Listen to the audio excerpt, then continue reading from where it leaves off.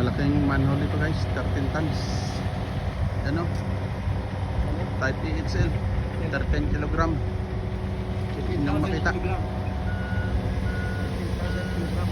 13,000 kilogram.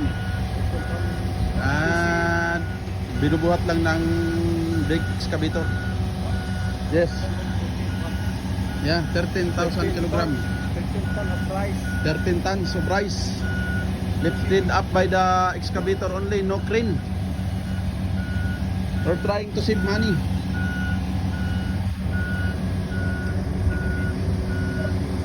$13 tons. Yan guys, oh. 13,000 kilogram. Ganon din itong sa ibaba, 13,000 kilogram. So, binubuhat lang ng bako.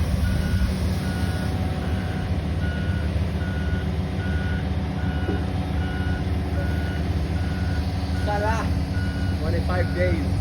Guys, After Kenya, where did you go in 25 days? Salah Beden. Oh yeah. Congrats Salah, 25 more days. Yes. Yan. So guys, patuloy muna natin yung video hanggang dito muna. Saglit, at magturong tayo. Kailangan natin tulungan, guide.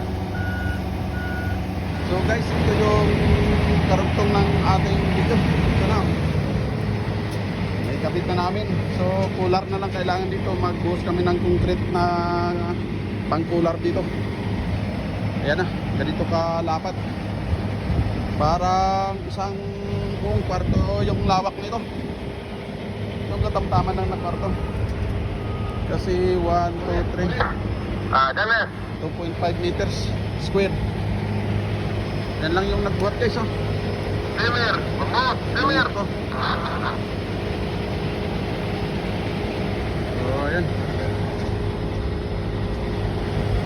Okay guys, dito lang yung ating video. Maraming salamat sa inyong pagsubaybay.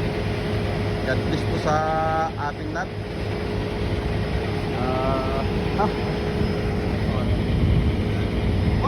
Yes.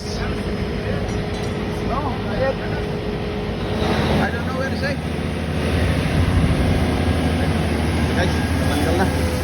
Simulang magukay ulit at maglagay ng mga manhole na yun. Convert. Okay, bye bye guys. Thank you.